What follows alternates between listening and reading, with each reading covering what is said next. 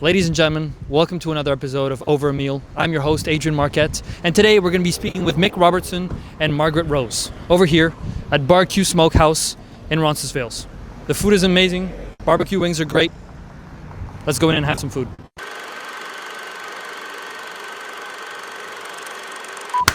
Mick Robertson. Hello. How you doing? I'm good. Thank you so much for having me. Thank you for coming. I appreciate it. My pleasure. It's nice to talk with you. I think you made some incredible films.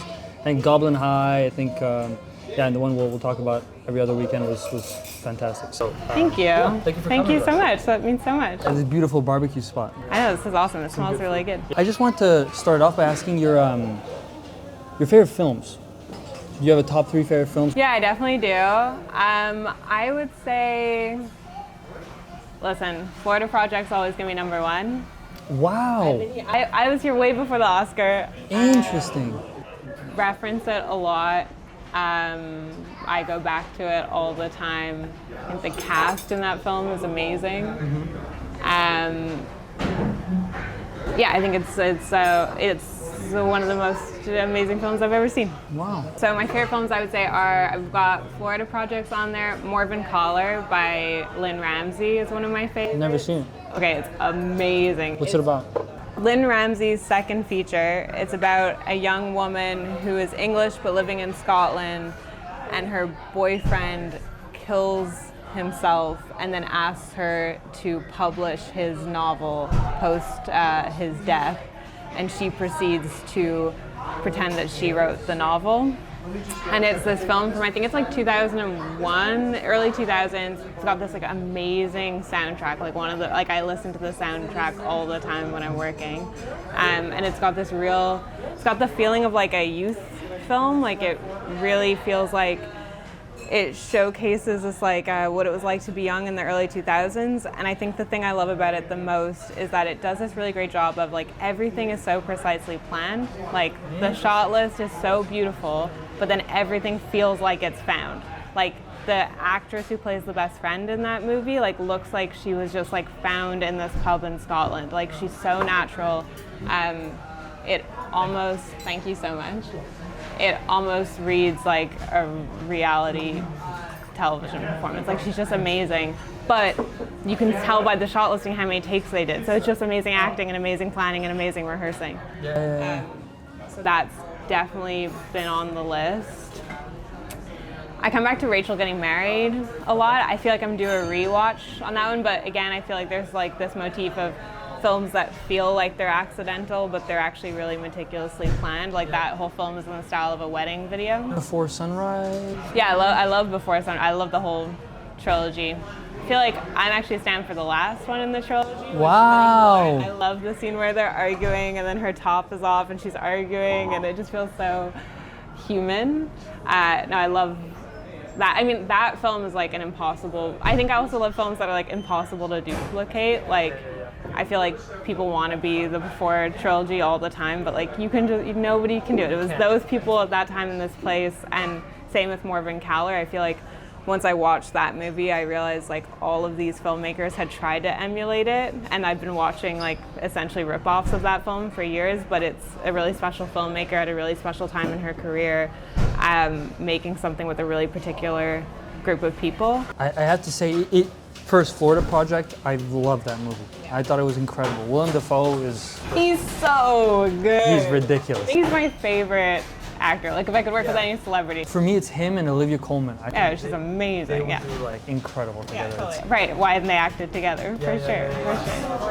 To get into Goblin High, Yeah. it's exactly what we're describing, but focused on emotion, which is why I think it's so different and so interesting, and I want to talk to you about it. Because the majority of my high school, or that phase of in between university and high school's ending, I felt like a goblin. I felt like somebody that was strange, and only me and the people that were my age went through at that particular time.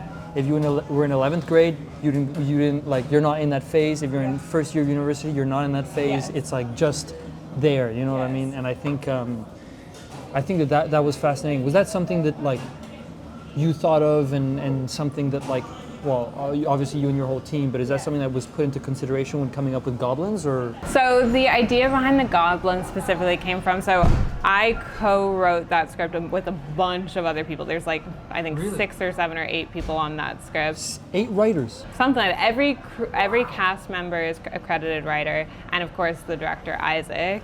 So Isaac came up with the idea because he's a visual artist, and so he was drawing these goblins in his notebook in these kind of like very ordinary settings.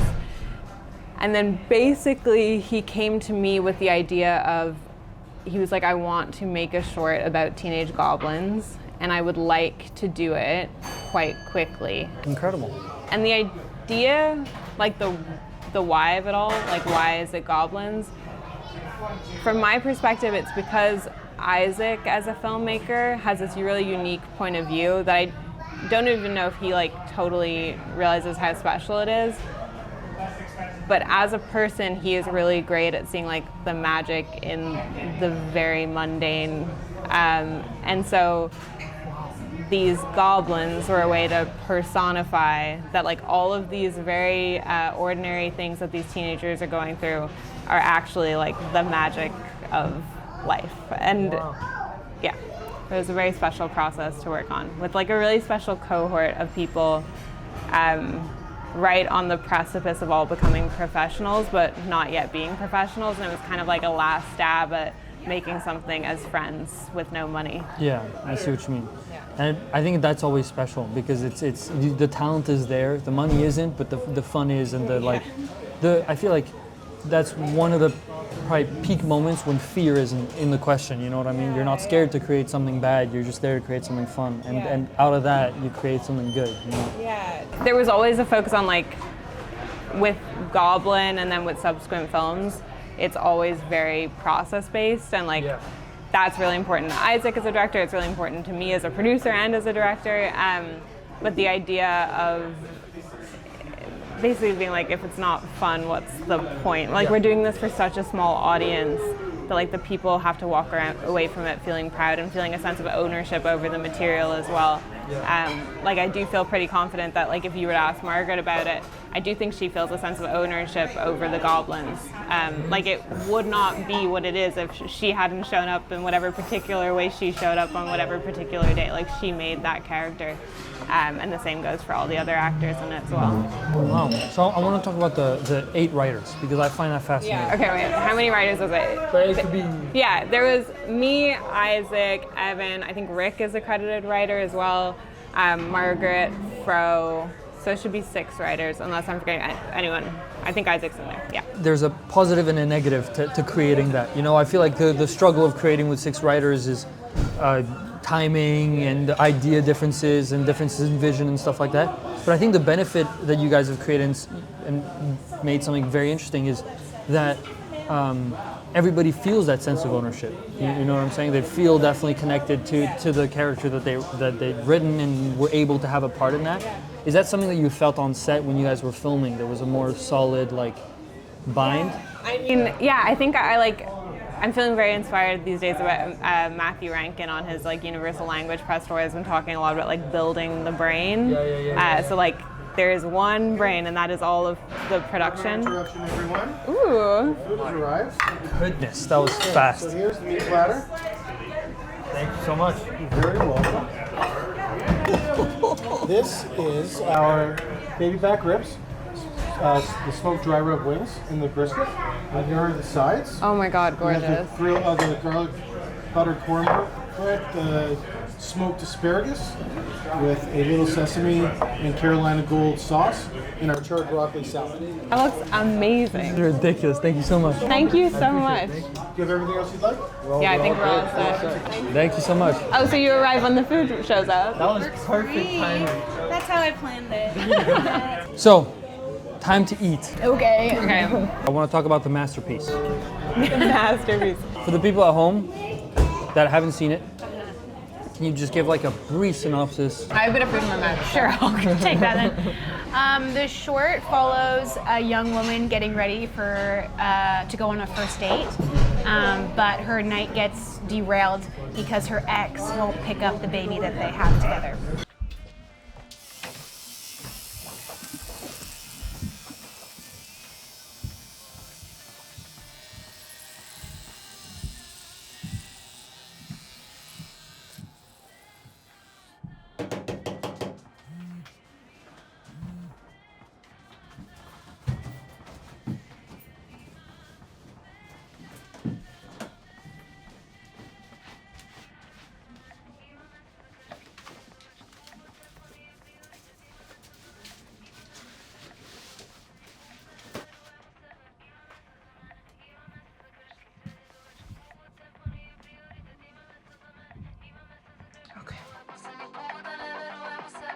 I thought it was fantastic because we spoke about this previously, but it's a moment in time, a moment in like, in a very specific moment in time, and something like, I'm fascinated by that stuff. The like experiences that people have that only they can have. You know, me as a dude, I can't experience that. 1,000%. But with this movie, I'm able to, and it's not like it's overdone or you know, made to be any different. It feels, at least from my perspective, extremely authentic to you know, to the problem that she's having, and I think that like having a story like that you can tell in such a short amount of time, and just getting ready for that, you feel the panic, you feel the pressure, and yeah, and it shows. It's not scared to show moments that like usually I feel like movies would be scared to show. You know what I mean? Like the whole getting ready sequence, or the baby laying down on the corner, or bring the baby to the date.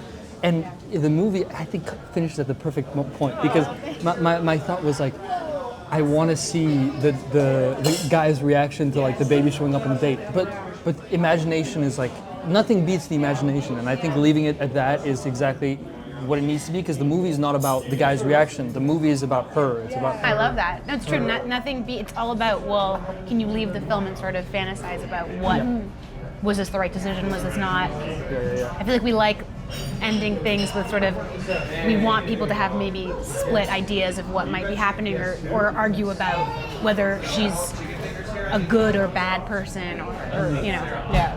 Always come back to this idea of like, is taking your baby on a first date an act of recklessness or an act of hopefulness? Yeah. Like what? Yeah. Or can you not get one without the other? And what's nice is that I feel like a lot of people actually, we've received the feedback that they do feel that it's sort of hopeful, which is really nice, because I don't think we always knew for sure that that's what people might get from it. I want to know from you, what was your guys' intent with this movie? What was something that you really wanted to show, and did it show the way you wanted it to show? You know what I mean? I think, like, from my perspective, from what I understood from the movie, is really this authentic women-driven perspective that this is a real situation. This is real things that happen and have occurred multiple times in the world, right? And it's just showing a glimpse of that stress and a conflict that not a lot of people get to deal with, you know, on a daily basis. But to you guys, what was there something specific that you guys were looking to tell with this story? Yeah, I mean, I feel like in terms of themes, like our driving interest was like the Sisyphusian nature of like pursuing upward mobility in downtown Toronto. So this idea that like what she wants is really not all of that grand, you know?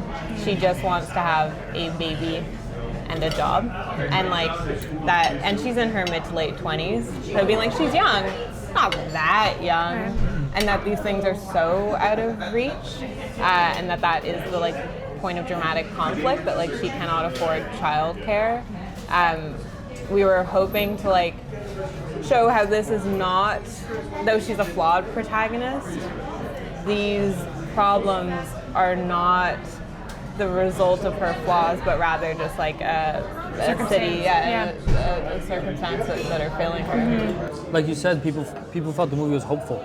Yeah, I mean, we were really like wonderfully surprised by that. And the nice thing is like, and I won't go into too much detail with this, but like it is based on a real story that is really hopeful. That's about someone who met like the love of their life through having their baby on a first date, or third date or whatever, and. So, being like, we just didn't know that was always going to come through, and then it did. I'm curious about the dual directing. Is there a moment where that came clutch, or there was an interesting moment between you guys? We're very prepared by the time we get to being on set. Like, we know exactly what we're doing. So I feel like, in a way, we are able to sort of split off and focus on different things and start rolling again quite quickly. Like when we want to give notes to like camera actors or whatever, we can split up and trust each other's vision and the intention that we have decided on. So I feel like on set we're together at the monitor and then we're apart in between.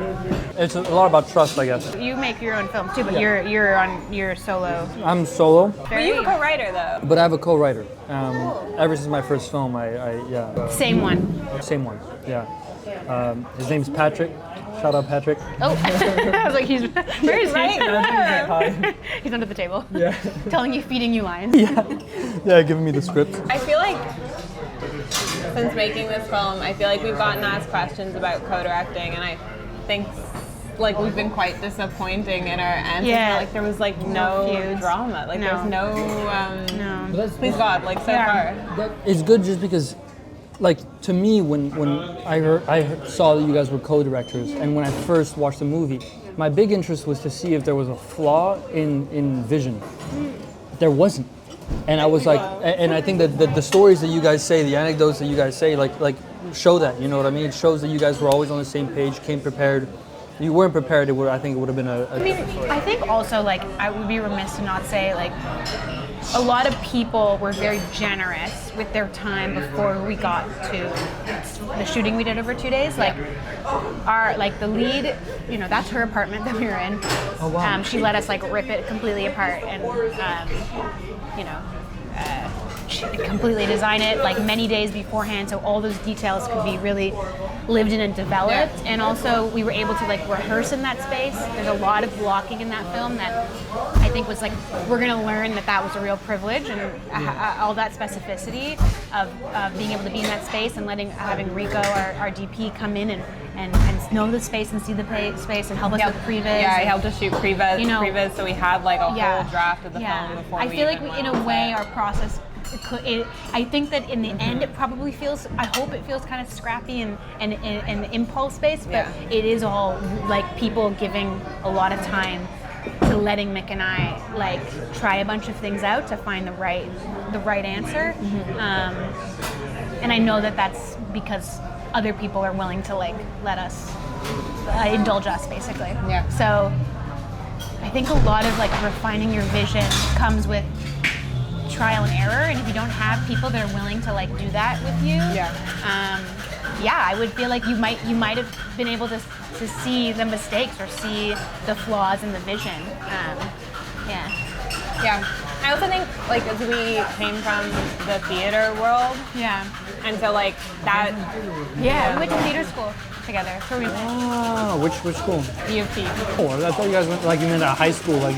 We also went to high school we did, together. but we didn't know each other. We didn't know. We were in different grades. In university, we were like in a lecture together, and we were like, "Did you go to our same high school?" So theater kids. Yeah. I was speaking to Maz. We did the first episode with Maz. He started in theater. Did you really? Yeah, that's Okay, we're very similar. I didn't know that either. That kind of makes sense. It does make sense. In Bump, all his movies, I was talking to him, they're like rehearsed for 3 months, like in advance and stuff like That that. actually makes so much sense. And yeah. I think The theater inside of us makes you want the development process to be long. And I feel like the cool thing about, and I hope that on some level, Maz, it's not like we know each other terribly well, but I hope you'd agree with this. I feel like, right, the maybe overlap in the films between Maz's films and our films are that there is this like, oh, what's found and what's unfound. Like the idea of making something look accidental that was actually really, really deeply rehearsed. I found the scene extremely powerful of like her getting ready, so you know, shaving or turning around to the side and filming from behind her. I found it extremely powerful because that's the thing I'm talking about, where you don't see that.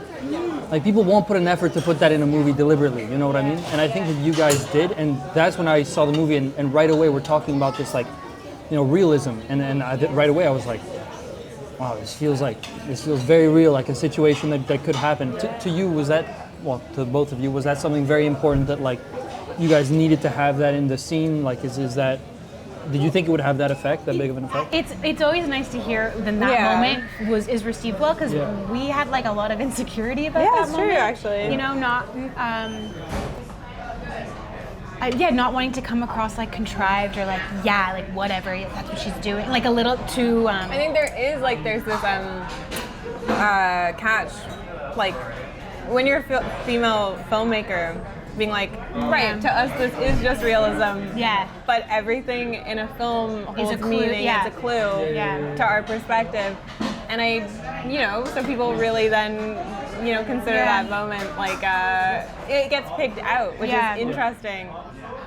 Because it is a part of the experience of being a female filmmaker in a way. Totally. Does that make sense? But I think that it came from this okay, we want this to be short and we want people to understand things really, really quickly. What is something kind of universal that it would signal to everyone, oh, this is new, this is a first time experience, this is what she wants, we know now what she wants to have happen at the end of the night.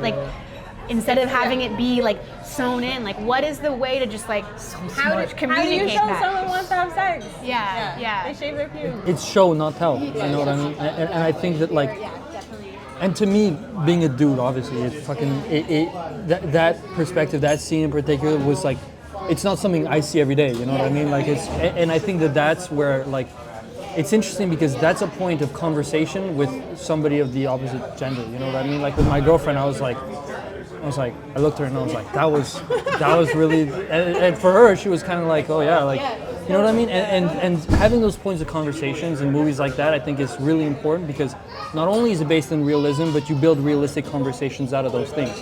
And I think that's it made the movie very, very grounded. Thank you. I'm really glad to hear that. Yeah. I feel like because it wasn't. Sometimes it was cut. In some drafts, we cut that moment. Yeah, totally. So. It was also so supposed to be a held shot. It was supposed to be 30 seconds of just shaving, but it was boring. Let's just it was If we're being honest, it's you kind of slow get what's cinema going on. for why. Right. Yeah. So we cut away to the baby and cut back. Yeah. And then it was interesting too because it was I think we got the note twice she's shaving her pubes and we cut to the baby and then we cut back and are you guys sure you want to cut to a baby during that? And you're nothing is wrong. Nothing's Nothing. wrong The baby is safe. There's nothing. I think it makes it even better because it shows Dichotomy. it shows that it's just it's a normal moment. Yes, totally. I think that's all the time we have, though. Thank you so much. We're gonna finish. Now I'm gonna eat a rib off camera. I'll get Sammy and Rye to finish it. They've been staring at it for an hour. No, but Mick and Margaret, thank you so much. Thank you so much. Thank you. It's awesome. It was really awesome. And delicious. It's so good. There you go. Another episode of Over a Meal with myself, Adrien Marquet, and the two guests, Mick Robertson and Margaret Rose. Amazing guests, great food, great time, great barbecue sauce. You're about to run into people. This is way tough than I thought. It's kind of a maze. We should have a camera on Rye right now. It was a fantastic episode. We got to talk about their movies, about what it's like to co-direct, and even Goblin High that has 6 writers. I couldn't believe that when she first told me. Cachorro in Portuguese means dog. I want to thank you for watching this episode, and I hope to see you guys in the next one. Bye-bye.